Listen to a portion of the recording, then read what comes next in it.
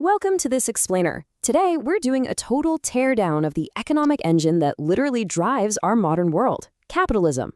I mean, think about it. Whether you're holding a smartphone, wearing mass-produced sneakers, or just clocking in at a 9 to 5, you're interacting with this massive system every single day. But how often do we actually stop, pop the hood, and see how the whole shebang actually works? Well, that's exactly what we're going to do right now.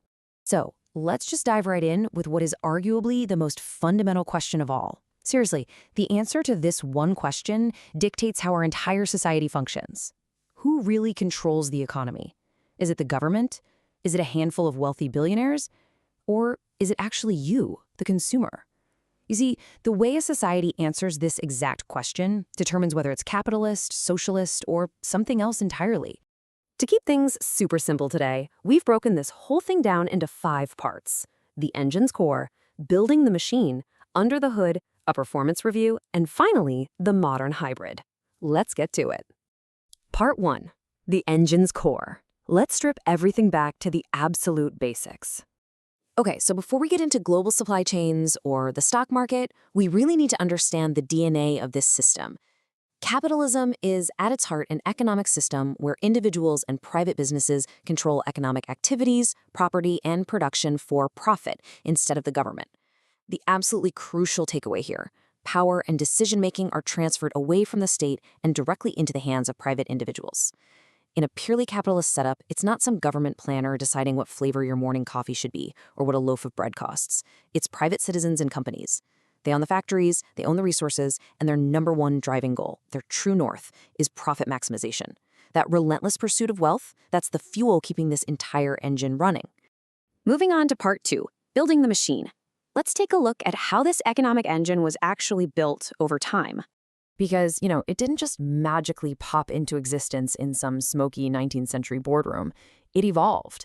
The roots actually stretch way, way back to the ancient era, places like Mesopotamia, Greece, and Rome, where merchants first started trading purely for a profit. Fast forward to the Middle Ages, and you see these powerful banking systems emerging in bustling Italian hubs like Venice and Florence. Then, between the 16th and 18th centuries, we hit mercantilism, where European colonial powers accumulated massive, massive wealth through global exploitation and hoarding gold and silver. But the real game changer, the absolute turning point, was the Industrial Revolution in the 18th and 19th centuries. Suddenly, machines are replacing manual labor, massive factories are popping up everywhere, mass production absolutely explodes, and nations like the UK, the US, and Germany become the undisputed heavyweights of industrial capitalism. And right in the thick of that transformation, enter the father of capitalism himself, Adam Smith. In his massively influential book, The Wealth of Nations, he coined this brilliant little concept, the invisible hand of the market. Smith was a huge believer in free markets and very limited government intervention. His big idea was that when individuals act purely in their own self-interest, say when a baker bakes bread just to make enough money to feed his own family, he indirectly, almost magically, ends up benefiting the whole society by providing them with food. So, according to Smith, self-interest is actually the secret sauce that drives social prosperity. But to remain completely objective here, we absolutely have to look at the flip side. And that brings us to Karl Marx. In his seminal work Das Kapital, Marx looked at this exact same system and saw something entirely different. He didn't see an engine of wealth. He saw a machine built squarely on the exploitation of the worker. He argued that this relentless, unending pursuit of profit inevitably, leads to class conflict and deep economic inequality. In his view, the rich industrial owners were thriving at the direct expense of the laborers who were actually sweating on the factory floor doing the work. All right, part 3, under the hood. Having met both the pioneering engineers and the fiercest critics, let's take a look at the actual day-to-day mechanics. So, the true heartbeat of this free market engine is something called the price mechanism. Think of it as a 3-step dance. Step 1, you, the consumer, decide what you want. Your demand sends a signal to the market. Step 2, businesses eagerly adjust their supply to meet your wants, basically hoping to capture your hard-earned money. And step 3, the push and pull between that supply and demand naturally sets the price, totally without government interference. If demand goes through the roof but supply is low, boom, prices go up. If a product is literally everywhere but nobody wants it, prices fall. It is this completely self-regulating cycle, no central government planner required. To really wrap your head around this, just imagine a day in the life of a business owner. First off, you have the right to private property, meaning you actually own your land, your factory, your ideas. Second, your daily grind is driven by the profit motive. You take on immense personal risk specifically to build wealth. Third, you've got freedom of enterprise. You can start a business, totally fail, and try again, constantly competing with everyone else out there. And finally, and this is a big one, consumer sovereignty. This means the consumer is king. Ultimately, the people buying your products decide if your business survives and scales or if you go bankrupt. Which brings us to part 4, performance review. Every engine has its peak performance and its breakdowns. Let's look at the track record. On the positive side, honestly, the results are undeniably staggering. Because businesses are forced to compete for your dollars, they have to constantly reduce waste, improve quality, and innovate. And that competitive pressure, it's exactly what has given us these unbelievable technological leaps.